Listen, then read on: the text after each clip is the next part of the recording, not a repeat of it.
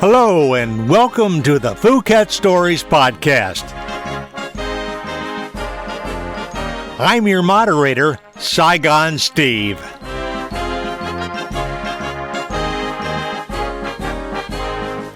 On this recorded podcast, we'll talk with service alumni who were stationed at Phuket Air Force Base in Vietnam and talk with them about their experiences.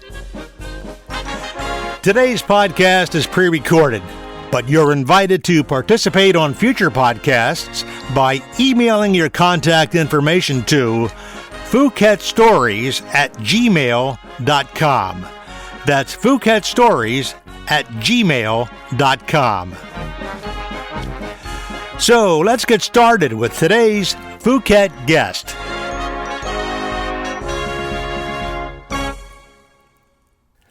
We're talking with Jan Scruggs. Jan Scruggs did not go to Phuket Air Force Base, but he was in the United States Army in Vietnam. People who went to Vietnam probably recognize the name Jan Scruggs. Why? Because he founded the Vietnam Veterans Memorial in Washington, D.C. And we're going to talk to Jan now about his time in the Army, in Vietnam, and thereafter. Hi, Jan. Hello. Jan, when did you join the Army? I volunteered to be drafted right out of high school. So in August of 1968, I had my father drop me off in Baltimore, Maryland, took a bus down to beautiful Fort Bragg, North Carolina for training. They call it in the Army the MOS, I guess? We call it in the Air Force AFSC. What was your training for? The MOS is the Military Occupational Specialty, and I was trained in infantry and a indirect fire crewman. Primarily what I did over there in Vietnam was shoot an 81 millimeter mortar at various targets that we were told to shoot at. So tell me, what year did you go to Vietnam? I arrived there in April of 1969 and got back in April of 1970. So I did 12 months in Vietnam. What was your thinking when you got your orders to go to Vietnam? Well, I thought it was pretty much inevitable, so there was no shock there. And I was kind of, ready for this adventure of going to war, like John Wayne and all these people went to World War II. Now it was my turn. So I was, motivated to go there. And I didn't really like it much in Vietnam. I found it was a very dangerous place. It was very easy to get yourself seriously hurt or killed. And I was in my first actual battle on May 27th of 1969. And I fired about 50 rounds out of my M16 rifle. And I was changing magazines when the enemy team got behind us with a rocket-propelled grenade and fired it, and I was hit very severely. But right before this happened, the morning before I got hit, I figured I was probably going to get shot that day since everyone seemed to be getting shot. So I took my Army poncho and I literally put it behind my rear end, thinking that it would stop some of the shrapnel or perhaps even a bullet. And it actually did. I was actually hit right there in the rump, the Forrest Gump wound, I believe they call it, and which is a great place to get wounded because there's no internal organs in your buttocks. But the Army poncho stopped a piece of shrapnel about the size of a golf ball. I think that probably would have split my spine or something awful. But anyway, they gave me some morphine. They were shooting at these guys trying to rescue me. But somehow or another, everybody stopped shooting. I got out of the field and spent a couple of months at a hospital in Vietnam. Well, you're in good company getting shot in the rear. I believe Lee Marvin was shot in the rear and Audie Murphy was shot in the rear. So must be a big target. Yeah, well, that's... But you didn't know that, did you? Could have been a lot worse. Could have been a lot worse. I did not know that. Yeah. So I'm in good company. That's fantastic. Yes, you're in good company being shot in the rear. Yeah. So you got the Purple Heart. For being shot? Yes. Yes. And what happens when you get the Purple Heart? Do they come to your hospital bed like they did in the movie Patton and give you the Purple Heart, or how does that work? I was in the hospital, and this officer showed up. He was an Army first lieutenant, I believe. And he said, Private Scruggs, on behalf of the Secretary of the Army, Stanley Resor, and the Department of the Army, I am proud to give you the Purple Heart for your wound received in action. And you should be proud. We're proud of you, young man. So a little bit of drama associated with it, but he had a big stack of them he was giving out that day. So everybody got about 2 minutes of time. And do they pin it on you just like they did in the movie? No, they handed it to me. I think it seemed like there were a couple of guys who kind of wanted it pinned on. I just wanted the Purple Heart, and I didn't really want to bother the guy. So what hospital were you in Vietnam? Well, I think this started out, I think, the 93rd Evacuation Hospital, which was near Saigon. And from there, I was sent to an Air Force hospital for a week, which was unbelievable. Beautiful air conditioning, good food, everything's great. And then they sent me to Cam Ranh Bay for a special convalescent center hospital. And we didn't have any air conditioning or anything. And I said, man, this is not the Air Force hospital that I enjoyed so much. So I stayed there for, I think, 6 weeks, and then I was recovered enough to go back to my unit. So is it like an open bay thing with all the troops around you wounded, or do you have your own room? How does it work in a military hospital like that? Well, in a military hospital, yeah, you can get your own room, but by and large, there were about 25 of us spread out there. You could look across and see the other people who were much more severely wounded than you. You could see guys who, woke up one morning feeling great, and next thing you know, 4 hours later, they just lost their leg, and they're looking at this little stump down there, scratching their head.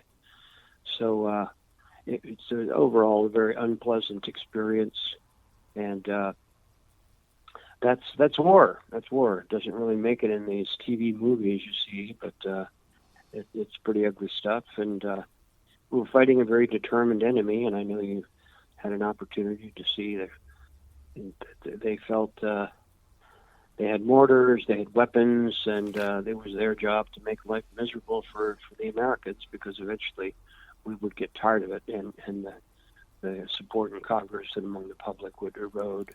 And that's basically what happened, and it came to a very tragic end, of course. So you spent 3 months in the hospital, and then you returned to combat duty, and once again, you were in a firefight. Tell us about that. Yeah, I got in a firefight. It was in the year of November 1969. We were moving towards what appeared to be a North Vietnamese bunker complex, because we had found some equipment that had been laying on the ground. So we were sort of right behind them, and we walked into this bunker complex, but they were very well hidden. They had a bunch of guys with rifles, and they were just kind of taking pot shots at us. And I had this rifle called a recoilless rifle, 90-millimeter recoilless rifle, and they asked me to go up to the front to knock out this bunker with it. So I said, okay. I ran up to the front, put the sight on the bunker, and I pulled the trigger, and it wouldn't work. I couldn't believe it. So I put another round in, recocked it, did everything right, pulled the trigger, and it wouldn't work. So I said, well, so much for that. So I had a shotgun, so I shot at the bunker with my shotgun. And then finally I said, look, there's got to be a way to end this firefight after 4 hours. So what I did was, when they fired fully automatic rounds at us, I took my shotgun and shot it straight up in the air, so all the pellets would kind of drop on the captain and the lieutenant area. They were mismanaging this battle, so they thought the rounds were getting closer to them, so they called for us to retreat. So I saved lives that day, and then as I was retreating, they said, well, make sure Scruggs gets that gun back. a recoilless rifle. So I said, okay, let me get the recoilless rifle. And the captain said, and we'll make sure he gets an award for gallantry for saving this piece of military equipment. And that was that. So I was decorated for gallantry for saving a malfunctioning gun. And of course, when they got it back to the Army base, it worked absolutely perfectly. So that was just kind of a strange day. And the most dramatic thing that happened to me, there were several dramatic things that happened to all of us, but it was January of 1970. Charlie Company mortars were returning from an operation, and they were unloading the truck full of mortar shells, and all of a sudden the mortar shells exploded. And there were 12 guys there, and I knew them. We used to play softball, all that sort of thing, and they're on fire. Their arms, legs, brains, everything. They all died. None of them survived. And one guy was walking past us, and he was killed too. We couldn't find any wounds on him, but he was dead. So I went into a pretty deep funk after that, and I had really post-traumatic stress disorder. Nobody really had a name for it at the time, but I finished my military service. I went home, bought a motorcycle, got a job. I was very haunted by all of this drama in my life. So I hitchhiked around, drove my motorcycle around, made a fool of myself for a while, but finally I went to American University and started studying what is now known as post-traumatic stress disorder. And I became a recognized expert on what is now called post-traumatic stress. And flowing from that, I graduated from college with a master's degree in 1977. But flowing from that was the idea for this national memorial, a national memorial filled with the names of the fallen. And this was a theory based upon the writings of an Austrian psychiatrist named Carl Jung, Jung. And he believes that there are collective psychological states and that there is this symbolism that is really important that holds societies together. And one of those symbols is the warrior who returns, or the warrior who gives his life for the country, far away from home. He's very much venerated. So I took this theory of his and decided that we need to have the names on the memorial, and started in 1979. My chance of success was 0.0. Had a press conference. I was very determined to make this thing work, but it was going nowhere. And then in July 4th of 1979, the CBS Evening News did a story in which they said a guy named Jan Scruggs is trying to build a National Vietnam Veterans Memorial and has thus far raised $144.50. So that was what I needed. Because of that, I got a team of very skilled people. This was particularly a lot of effort was put into this by a guy named John P. Wheeler. John P. Wheeler was a graduate of West Point, a graduate of Harvard Business School, graduate of Yale Law School, very brilliant man. He recently got a lot of publicity. He was actually murdered in the year 2010. No one knows how this happened, but to go to Netflix and look for Washington Insider murder, it was just aired. And Jan, I'd like to back up just a little bit because we're getting a little bit ahead of the story here. So let's just back up just a moment. And I want to say to the people listening, Jan is not a braggart. He didn't tell us, but it's here on paper. He received 3 Army Commendation Medals as well as the Medal for Valor. He won't tell you that, but it's there on his record. Heck of a guy. Now, Jan, it says here that what motivated you was going to the movie in 1979, the movie The Deer Hunter. And that's when it started to formulate in your mind. Is that right? Yes, Indeed. Yes and no, really. I had the idea earlier, and I went to see this movie Deer Hunter with my wife and a couple of her friends. And I went back home that night, and I said, this memorial idea, which I had earlier, I said, I'm going to do this. So I went to see my boss at the Department of Labor. I was a GS7 at the time. And I said, I'm going to build a national memorial in the center of Washington, D.C. I have to do this. And he said, Scruggs, we all need a mental health day from time to time, but maybe we want to take a couple of weeks. So I said, thanks a lot, because I need to work this thing out. So I put together the plan, none of which worked. But yes, the movie motivated me, but it was really my academic training and interest in PTSD that provided the theoretical basis for what became a successful monument.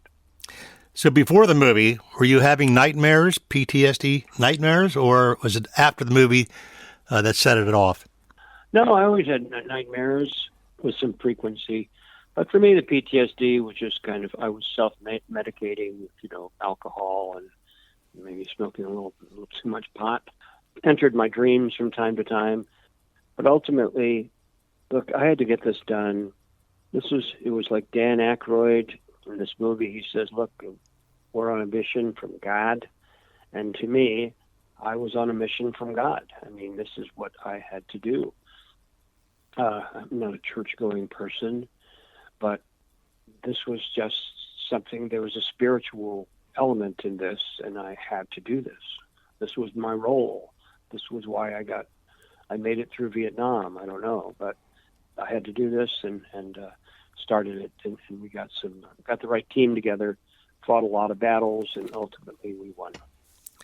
Well, this is almost like the movie Mr. Smith Goes to Washington with Jimmy Stewart. You're one guy against the whole system with this idea, and they look at you and say, you're crazy, right? Well, initially, yes, but once we got some impressive people involved, partners in big law firms, a couple of U.S. senators stood behind us and said, this is a good idea. A guy named Senator Charles Mathias of Maryland, John Warner of Virginia. This is back in 1979. And they said, look, we're going to need legislation to get this thing through. So I learned how Capitol Hill worked and how you get co-sponsors. And ultimately, we were able to get 100 people co-sponsoring this legislation, which is pretty much extraordinary.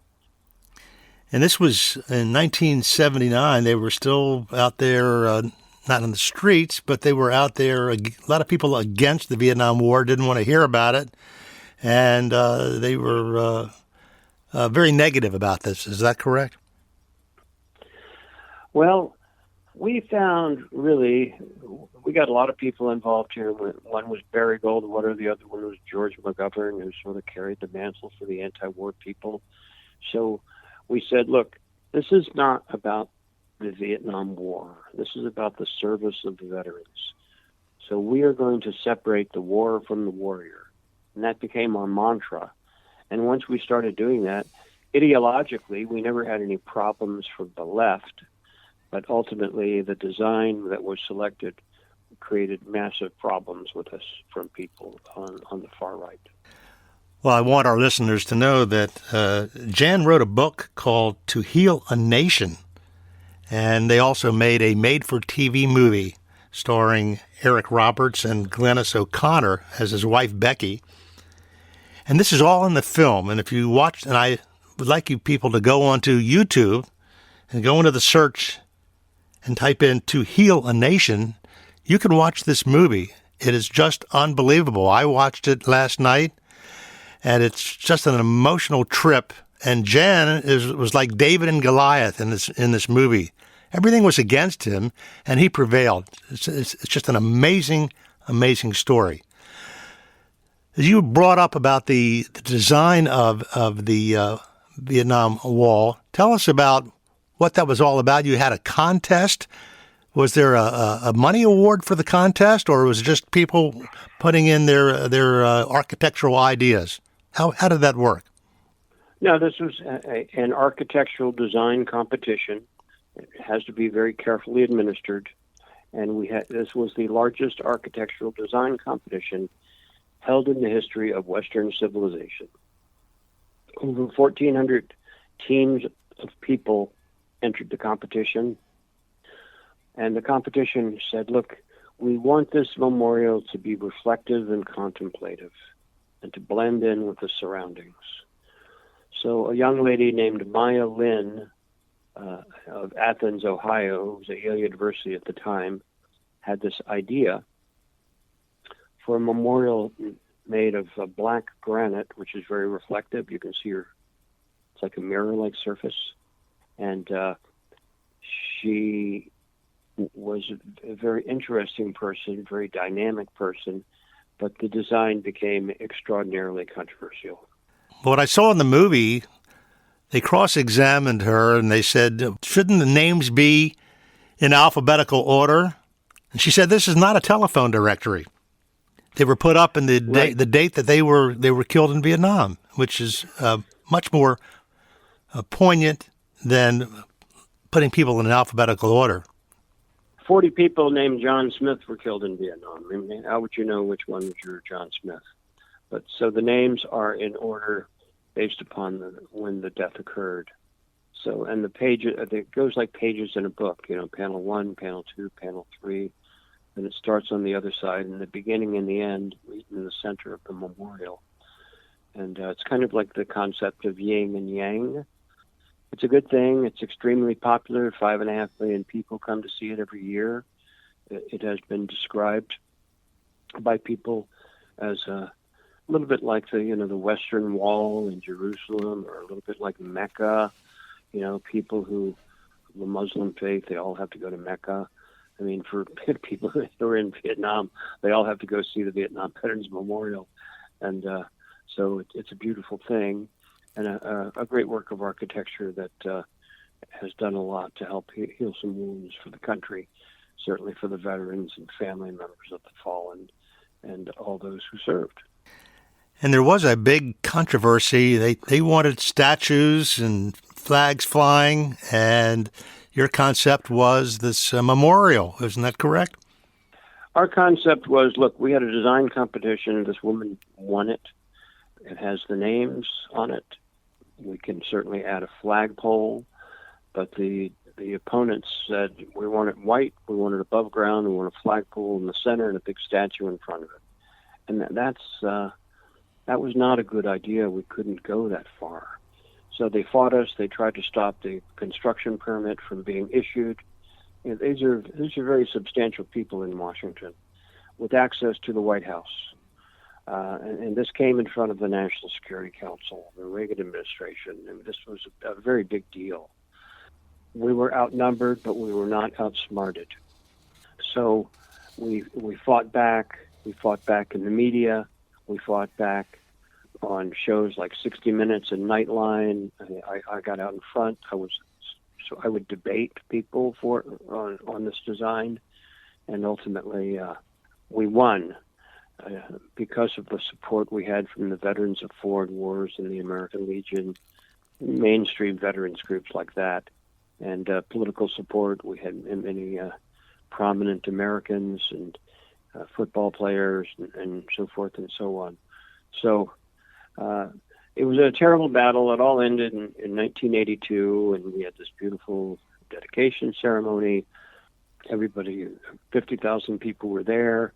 The memorial was on the map. But these people who tried to stop it, these are very mean-spirited people.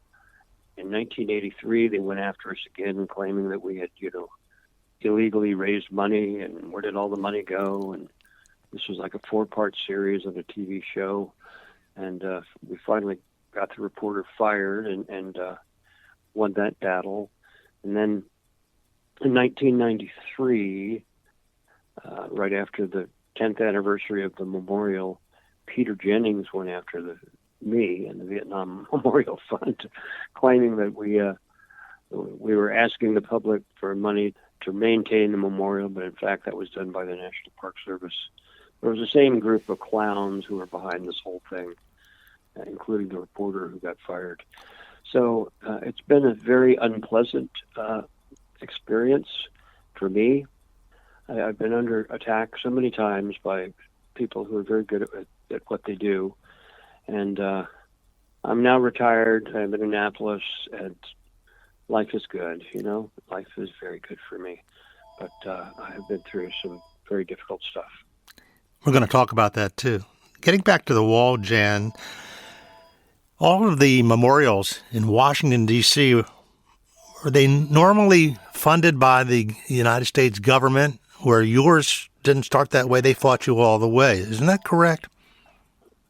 Well, the Marine Corps Memorial, also known as the Iwo Jima Memorial, was built with private contributions.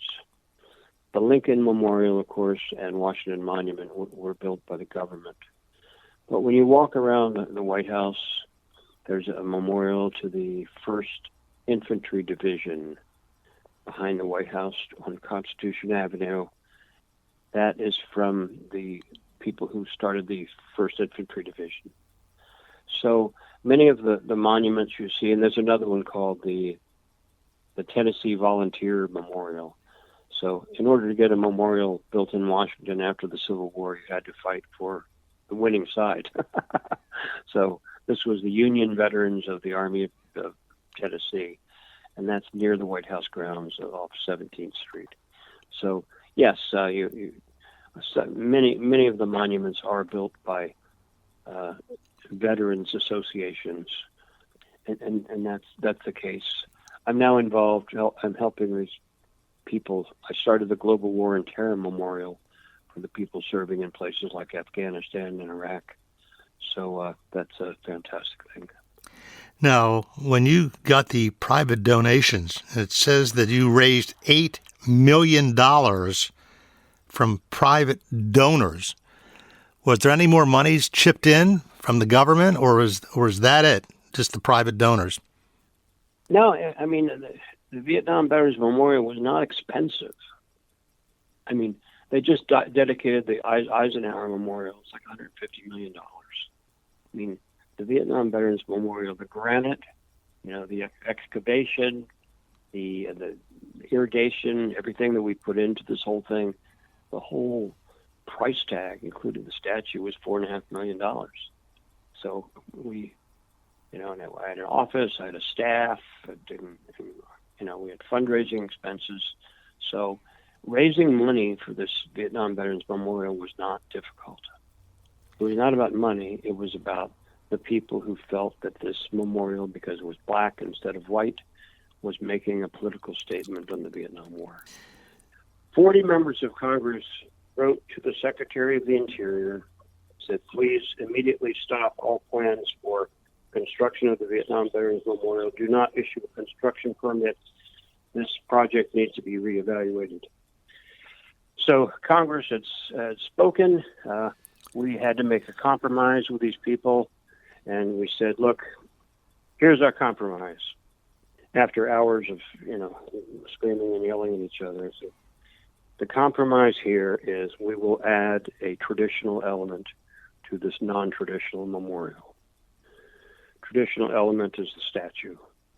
We ended up selecting a fellow named Frederick Hart, who was a very famous sculptor at the time, the most famous in America.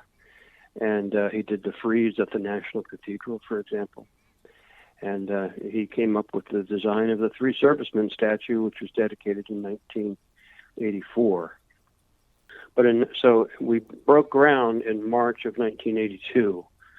The opponents tried to stop us from breaking ground, and we outmaneuvered them with a little bit of luck from a West Point graduate that's bullied the Secretary of the Interior into giving the construction permit to us. And anyway, it's a nice little TV movie. It's free. It's on YouTube. Yeah, To Heal a Nation, and it's fairly entertaining. I would encourage everyone to see it. And I would also like to note that I'm on the phone with Saigon Steve, and I think he's gotten me talked into starting my own podcast, Jan Scruggs and Saigon Steve podcast, with some of the preeminent figures and historians about the Vietnam War to talk about the experience of the soldiers as well as the overall bigger questions of the war itself, and what did we learn, and what good came out of it, as well as what good and bad came out of it. Very expensive. Well, I am looking forward to doing that podcast with you, Jan. You started with an idea back then. We have an idea today. I think we have good karma on this. Yes, it's going to happen. I want to end the interview with some lines from the movie, because this is what really got me. It's a very emotional movie. I know people here in Washington that go down to the wall, and they weren't even in the military, and they get emotional. I know people in Washington that were in the military and will not go near the wall. They can't take the emotional strain of it. I went down to the wall, and I was in the Air Force, right? I was not out into the real jungle every day with an M16 like you see in the movie Platoon. And it affected me emotionally. So the wall is just an unbelievable thing. Jan, you have outdone everything against the people that were against it, but you've come out in the end, and your name will be out there like Christopher Columbus discovered America. Well, Jan Scruggs came up with the idea for the Vietnam Wall. Yeah, I believe that. Now, in this movie, there's some lines I wanted to tell the people. There's a scene where this woman looks up at the wall and she puts her hand up against the name and she says, "That's my son Sam." Oh my goodness.